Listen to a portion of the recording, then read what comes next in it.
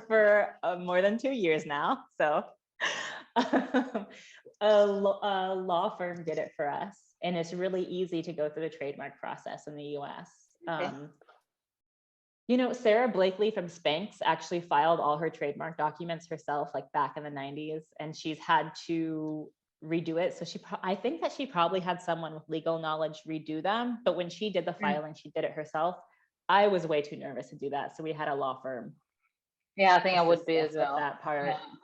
You just don't know. You want the extra protection, like what colors, is it going to be all colors? What foods, like what category do you want to limit it to? Do you want multiple categories? Yeah, you want to make a mistake on there.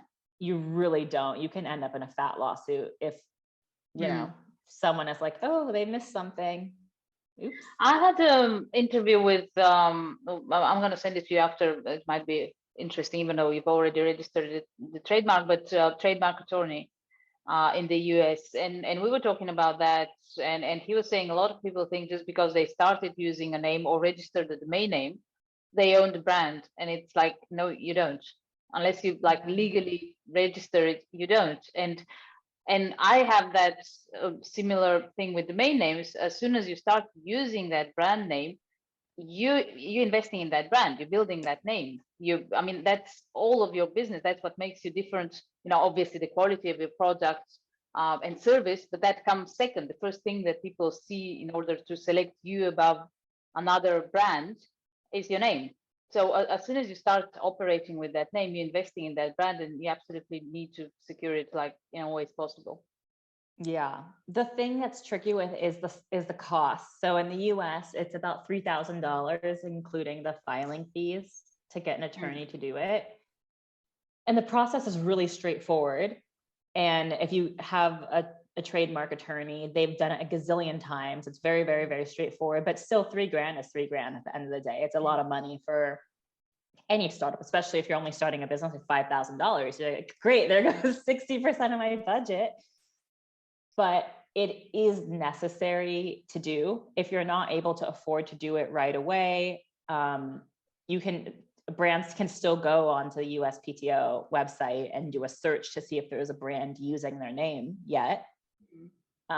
If there is, then you need to select a different name, but you shouldn't just pick a name out of the sky and then run with it. You need to do research to see if it's actually in use. I was monitoring EXAU because we didn't have it trademarked for a little bit.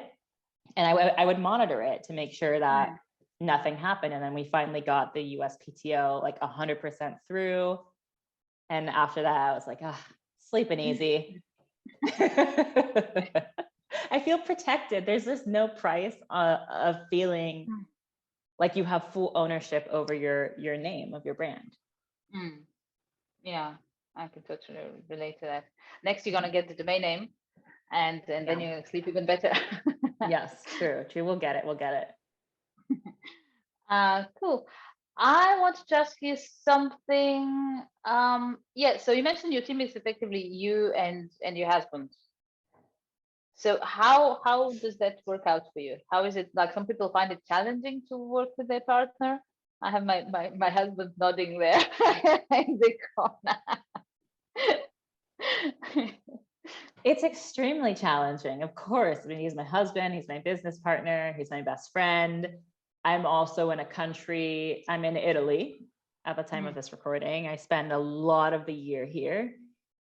And he's my home base here as well. And I'm also not 100% fluent in Italian. So when I need to express myself, he's the person I also express myself to, because there's nothing like expressing yourself to a person in your native language. And so it can be a lot, but we also handle very different things in the business. Giuseppe's pretty much all on production and managing the property and all things Italian. I'm all things US, American, English stuff. So I deal with our fulfillment center. I deal with shipping and logistics. I deal with branding and marketing, everything on that side of the business. And everything that's basically what we're doing right now. Obviously, I handle the PR and the marketing and do all the interviews for the most part, unless he wants to hop in with me. But yeah, we have different things that we do and we specialize in. We sometimes go over the boundary And it can be frustrating because you want to take ownership of your work and you don't really want to be criticized by the person who's not doing your work all the time. It's like, who are you to come over here and have all these opinions when you're not in it 24/7, you know? Yeah. But you also need someone to come and back you up or help you problem solve. So we do there's not just a hard line of like, I never do production stuff. Like I was the other day putting manure on the property, which I hate doing. I don't think somebody who likes doing that exists. I had other things that I wanted to do. So I definitely didn't want to do that. And so, but the person who was supposed to be helping just said they couldn't make it. And so I had to hop in. You got to do what you got to do, right? And sometimes that means throwing piles of poop onto olive trees. So that's just what it is. And then I needed help with content and coming up with ideas. And then I can brainstorm with Giuseppe and go through the content calendar, make sure he approves. He also is the one who does a lot of the cooking and a lot of the recipes. And so we need to walk through that together. So there's not, it's a gray line and not a clear boundary. You mentioned the recipes, and I saw you have that. It's like, is it a membership or program on the website with the recipes? Tell me more about that, because that's quite interesting for olive oil. Like I've never seen that before for that type of product. So we have the recipes on our website are free. They live on our blog. So anyone can access the recipes that we have on our website. We talk a lot about food. We talk a lot about how to use olive oil. There's also an olive oil 101 section, but where we go into the most depth about recipes and Calabria and olive oil and really, really, really great detail, where we give more personal details about the journey of making our products, is in our newsletter. So our blog is something that's on our website. It's there for SEO purposes. It's there so people understand who we are. If they want to come visit Calabria, they have a resource there. If they want to make pasta aglio olio, which of course is pasta with olive oil and garlic, they have that recipe on our website. So it's really the starting point. I guess you could say maybe the more towards the top of the funnel. And then the newsletter is actually where we really get into the nitty gritty details of things. The membership is for product only. And we have a newsletter that goes out to our members. So I guess you could say that we do offer some additional details about if I want to go more in depth with a certain, and I don't know, maybe talking about a particular product, we might do that with our newsletters, or excuse me, our membership, our product membership subscribers. And so the membership basically ships out 4 times a year, every 3 months, quarterly. And that includes either 2, 4, or 6 bottles. And it's great because people are able to basically get olive oil a couple times a year. And so they don't have to buy it at the grocery store. They get the oils that they want. And it makes life really easy for them. We also have members that like gifting our oil. And we have a tendency to sell out, especially of the Avis. And so they're able to, if they get the highest bracket membership, they have oil for themselves, and then they also have their gifts for the rest of the year. If they're going to a friend's house, they just grab a bottle of olive oil and go. That's very cool. Did you come up with that? Like it's a cool idea. It's yes, we have memberships are big in the US. So wine memberships are a big thing. And I grew up going to Sonoma and Napa. And my parents were members of a gazillion wineries. Like, oh my God, we would just used to go to Sonoma and spend the whole day picking up wine from, I'm not even kidding, 4 different wineries. And they'd be like, you have back order of 3 months or like whatever, 3 quarters. And so we'd leave Sonoma Valley with 5 cases of wine from different wineries. And it's so fun because you get to taste the different wines that the producers are making. Get to taste different vintages, and it's really special. And so I was like, you know what, we could really do that with olive oil. And we have our different types of oil because they have different cultivars and they're different blends. And also they have different pairings with different types of food. So customers can have one of each type of oil throughout, and then they can taste all of them throughout the year. And like I said, if we do sell out, the product is still guaranteed to members. That's great. And you ship for, at the moment, at least just in the US? Yeah, US only. Canada, we're trying to get to you. but it's Okay. going to just take a minute.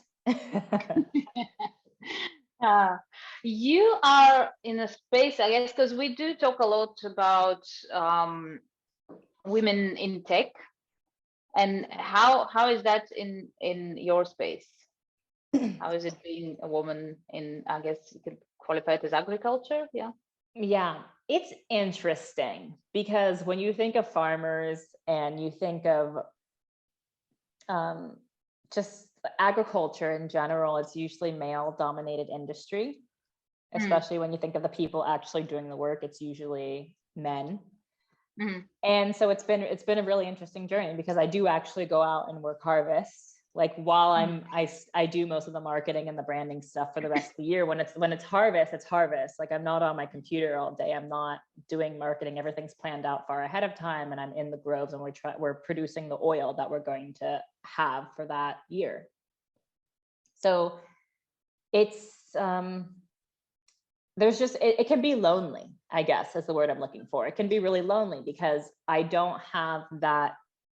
And I don't think this is just like an Italy thing. I think that regardless if I was in California or another place, it would be lonely because there's just not a lot of women that do the work that I do. There's definitely women that, of course, work in administration and the marketing departments and other parts of food businesses. But when it comes to actual production and being like out in the groves, it's not as common. So that has been, again, just lonely and kind of weird in a way, because I'm like, why do I feel like I'm alone here? Why aren't there more women doing this? It's interesting because I guess it's different history, different regions, because in Eastern Europe there was a period which is not that far ago, like literally like my great grandmother and I guess to some extent my grandmother, there used to be more women doing that because men were like gone during the war. So it has stayed as that's a woman's job to be in the field. Yeah. It was like that here. I mean, if you look at old films from in Italy, especially South Italy, it used to all be women, and they used to collect the olives in their aprons and then dump them into little baskets. But yeah, it's because the men were all gone at war, but now it's pretty much all men, and women are very much in the house in South Italy. And that's another thing. It's been a culture shock to see how much like women are in the home doing home duties here, because I just did not come from that. And especially in the Bay Area, the women are like, I'm sorry, what? No, I'm CEO. Like, I'm not doing that. You better call someone, because no. And so it's interesting. Like, I don't iron. You can ask Giuseppe. I do not iron. I just learned about mopping. I can relate. Sweeping is like a big thing here. I'm not a big sweeper. I'm just not I like keeping our home in a nice, pretty shape, but the role of like housewife is not something that I'm designed to do. Like, that's just not, no. I have a lot of respect for housewives. Like, I'm not trying to throw you all under the bus. That's not what I'm doing. I'm not throwing you under the bus. It's not for me. Yeah. Well, it's like everything else, I guess, and I think it's a good thing to acknowledge what is and what isn't for you, because otherwise you can just get frustrated in some role that is just not yours, and that's not good for anyone. And you waste a lot of time. Like, I don't want to. For me, my skills are lended in other places, so I just no. Yeah. What is the difference in terms of, because we said like, what is it like working as a woman in that mostly mainly dominated field? What is the difference that you spot between the mentality of entrepreneurs in the US and, let's say, in Italy, to not generalize Europe, but I guess. Oh my God, it is. I don't even think we have enough time for that right now. Okay. It's like, I love Italians so much. I adore them. When it comes to entrepreneurship and opportunity, Americans are yes people. That's the difference. Italians are, I don't want to, there are no people with a lot of business things. When it comes to food, yes, yes, yes, yes, yes. Dinner, yes, yes. Social, yes. Everything is yes. When it comes to like business things and really, really moving forward and opportunity, it's no. And I don't, it just makes it really challenging here. And I feel for young people that want to own their businesses here in Italy, especially in South Italy, especially in Calabria, there's not a lot of opportunity. I understand the brain drain. I understand why a lot of young Italians have left Italy. It's really hard. And I was talking to you about this earlier, just even like when it comes down to banking, it's tough. It is like the banks here don't work for the people. The people work for banks. It's every single little thing is a challenge. And when you're met with so many challenges along the way, it can really, really be a struggle. Tearing it down, yeah. Well, at some point, even if it's small things, if it's 10 a day, it's like, yeah. It's constant. And in the US, I heard no a lot, and I got used to no. I heard no in the beginning, like all the time. No. And I was like, okay, whatever. Okay. Because I knew that a yes was coming. But the yeses here in Italy are just so much fewer. And it's really hard to grow your business. Things are not as, like, just the way that money moves in the country as a whole, there's not as much circulation. Like the money here just doesn't move as fast or through as many hands as it does in the US. And people ask us all the time, like, why don't you sell your products in Italy? And it's like, because I don't want to deal with it. It's a pain in the butt. And I'm sorry, Italians, I love you guys to pieces. But doing business in this country is really challenging, and it takes away, it would be an energy drain, and I can't do that. I think there's different mentality and different priorities as well. And an interview I watched or listened to with Mark Randolph comes to mind, and he was talking about some when he was younger, he came to, I think it was to Italy. No, it was to France. It was to France with a friend, and they were talking to that French entrepreneur who was into leather goods, whatever.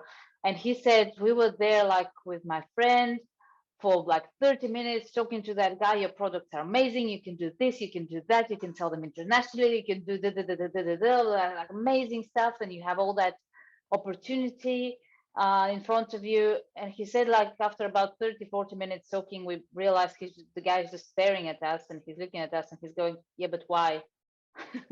and that kind of sums it up. The guy was like, I'm happy where I am. I don't want to, make myself go through all that trouble for that, opportunity and that enormous market and that enormous everything. And so it's just a different type of, I guess, idea people have about life and speed and opportunity and where you need to get to and why.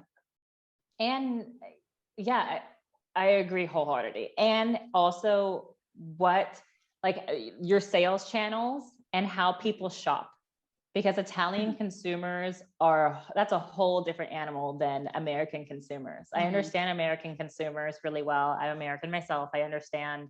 I've been shopping in the US pretty much my whole life. And so I get us. I understand us. Italian shoppers, I haven't figured them out yet. And I'm not sure when or if I will ever understand them. and olive oil is not a product that they necessarily buy online. Like, just in general, e-commerce in Italy is a market I'm not 100% convinced by. I think that, of course, like influencers like Chiara Ferragni, who is, biggest influence in the world, like I'm sure that she's doing great. But I also don't think that her number one market is Italy.